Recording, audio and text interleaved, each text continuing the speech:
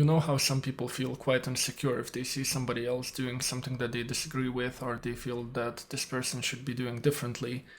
They try to change this person and make them comply to whatever they feel is right. This, of course, stems from one's abusive childhood, where they were overly controlled and manipulated and abused in many other ways.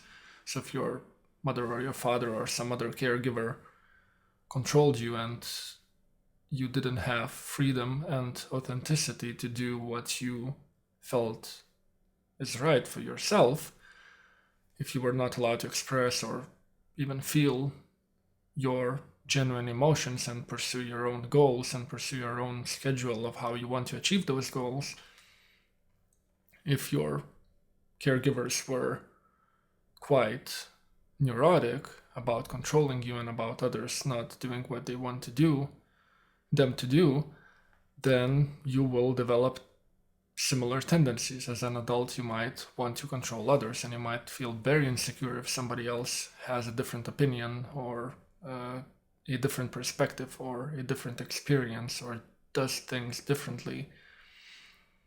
And you can see that on a more social level in politics and in religion.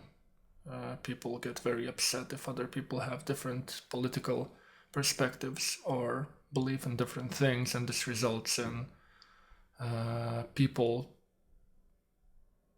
being overly aggressive towards others, starting wars or abusing others or just not getting along. And it's not to say that everyone who has different opinions can get along, but sometimes this results in the relationship that is not necessarily healthy, and you can avoid that very easily, but people don't see that, and therefore it results in something that could have been different if only the people involved in it could see each other's perspective and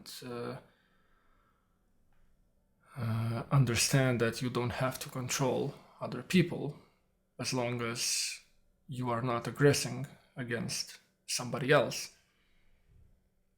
And you can avoid being overly controlling or overly insecure around other people who have different opinions, perspectives, or experiences, or feelings, or preferences, or goals by accepting healthier boundaries, that other people have their own lives and sometimes maybe you know how to do things better. It doesn't necessarily mean that you have to impose yourself or your perspectives on other people. Just on the level of efficiency, it's ineffective because people usually don't respond to that well. Sure, there are some people who are very compliant, they even seek others who will control them, but in the long run, if you want a healthier relationship with people, you would be better off if you didn't impose yourself onto others or try to change other people or abuse other people or manipulate other people into complying to what you believe is right. So if you were to accept that other people have their own opinions and preferences, it's not to say that every opinion is right. Quite the contrary. If you follow my work, you know that I'm not a subjectivist. I don't think that everyone is right, but it also doesn't mean that everyone is an enemy. So if you accept responsibility for yourself, that if you have some unpleasant emotions when other people do what you disagree with, it's your responsibility to deal with those emotions. If you accept that, then you will work on yourself and improve yourself and change your own life, and maybe present arguments to people instead of imposing yourself or being overly aggressive against other people or overly defensive or even cowardly towards other people. Then you would be happier in general in life, and your social life and your personal life. And also, if you extend the same responsibility to other people, and you accept that sometimes maybe the best thing to do is to let other people make mistakes or let other people do what they're doing. It's their life, it's their mistakes. If you, let's say you're right, let's say you have the right opinion and you have the right perspective and they are wrong, still the best that you can do is to maybe try to talk to them and in a very empathetic manner explain things to them, see how they react. But usually the best way to deal with it is to let them live their life and make their own mistakes, because if you try to control them, you are treating them as if they are a child and you are a parent. You try to impose your will onto other people, and it's not a very healthy behavior, even though there are people who comply to that and people who gladly take up a role of a parent. You would be way better off if you accepted that other people are their own people and they can do whatever they want unless they hurt other people. It's their mistakes.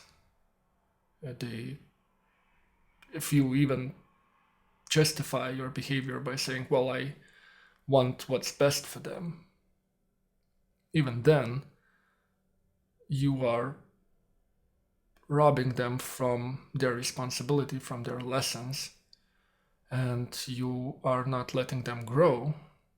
So sometimes it's better to let them make their own mistakes and come to their own conclusions instead of just telling them what's right, even though you know it's right. Sometimes it's not the best way to just tell them what to do or tell them that they are wrong. I posted a picture with a quote a few days ago that says, sometimes the most compassionate thing that you can do to other people is to let them take self-responsibility. And that applies here too. So think about it, think about your own life. I know sometimes it's difficult to see people doing stupid or harmful or self-harmful stuff. And sometimes you can try to convince them or try to, what I do is I try to put out some alternative information. That's what I'm doing right now too, to show people different perspectives, or I try to explain things to people, not to go to a specific person and say, hey, you should do this, or this is where you're wrong, but to just post videos or articles or some information for people to read or see, and then they can do whatever they want with the information. As I said in my last video, people can do whatever they want except choose the consequences. So you can provide people with alternatives and different opinions, and it's up to them what to do with it.